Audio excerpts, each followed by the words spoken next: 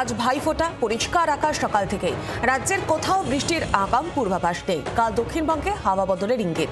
উপকূলের জেলা দক্ষিণ 24 পরগনায় বৃষ্টির পূর্বাভাস। শনিবার পূর্ব মেদিনীপুর এবং দক্ষিণ 24 পরগনায় বৃষ্টির সম্ভাবনা থাকবে। রবিবার এবং সোমবার যোগ হবে ঝাড়গ্রাম জেলা। মঙ্গলবার দক্ষিণবঙ্গে মেঘলা আকাশ, বজ্রবিদ্যুৎ সহ হালকা থেকে মাঝারি বৃষ্টিপাতের পূর্বাভাস আবহাওয়া দফতরের। আরো বিস্তারিত জানবো, ওয়েদার আপডেট নেব। সঙ্গে রয়েছেন প্রতিনিধি অয়ন ঘোষাল।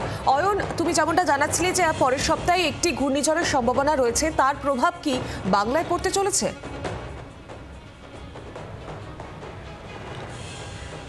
দেখো, এই মুহূর্তে দুটো সিস্টেম আছে।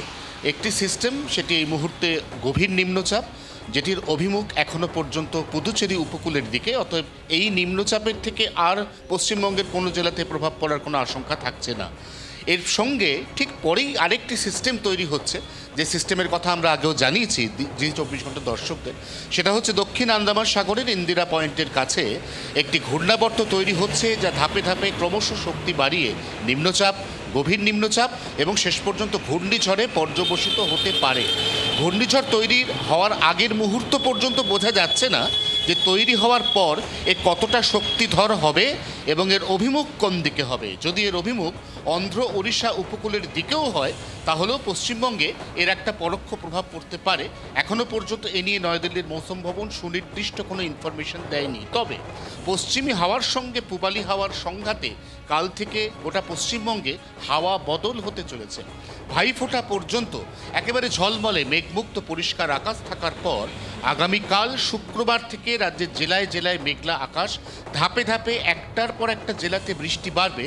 যে বৃষ্টি মঙ্গলবার গোটা উত্তরবঙ্গ এবং কার্যত গোটা দক্ষিণবঙ্গের প্রায় প্রত্যেকটি জেলায় হতে চলেছে, এমনই পূর্বাভাস আলিপুর আবহাওয়া দফতরের। এরপর যদি শেষ পর্যন্ত 28 তারিখ ঘূর্ণিঝড় তৈরি হয়, তার প্রভাবে এই বৃষ্টিপাতের পরিমাণ যা মঙ্গলবার পর্যন্ত চলার কথা, সেই পরিমাণটা মঙ্গলবার বা বুধবার আরও একটু বাড়বে কিনা সে নিয়ে আলিপুর আবহাওয়া দপ্তর পরবর্তী 48 ঘন্টার মধ্যে সতর্কবার্তা জারি করতে চলেছে। ধন্যবাদ অয়ন।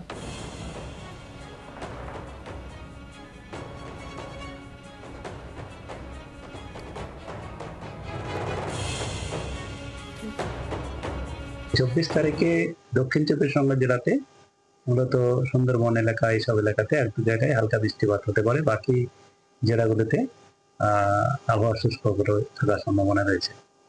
আর 25, 26, 27 এই 3 দিনে আমাদের উপকূল জেলাগুলোতে, যেমন উত্তর দক্ষিণ 24 পরগনা, পূর্ব পশ্চিম মেদিনীপুর, ঝাড়গ্রাম, এই জেলাগুলোতে এক দু জায়গা করে হালকা থেকে মাঝারি বৃষ্টিপাত হতে পারে। উত্তরবঙ্গে আগামী দুদিনে সর্বত্রই শুষ্ক আবহাওয়া থাকার সম্ভাবনা। দ্বিতীয় দিনে দার্জিলিং, কালিম্পং, জলপাইগুড়ি, আলিপুরদুয়ার এই জেলাগুলিতে এক দু জায়গায় হালকা বৃষ্টিপাতের সম্ভাবনা রয়েছে। 25, 26 তারিখেও উত্তরবঙ্গে উপরের 5টা জেলাতে এক দু জায়গা করে ভারী বৃষ্টিপাত, এক দু জায়গা করে হালকা থেকে মাঝারি বৃষ্টিপাতের সম্ভাবনা রয়েছে। বাংলার আওয়াজ, বাঙালির আবেগ, জি 24 ঘন্টা।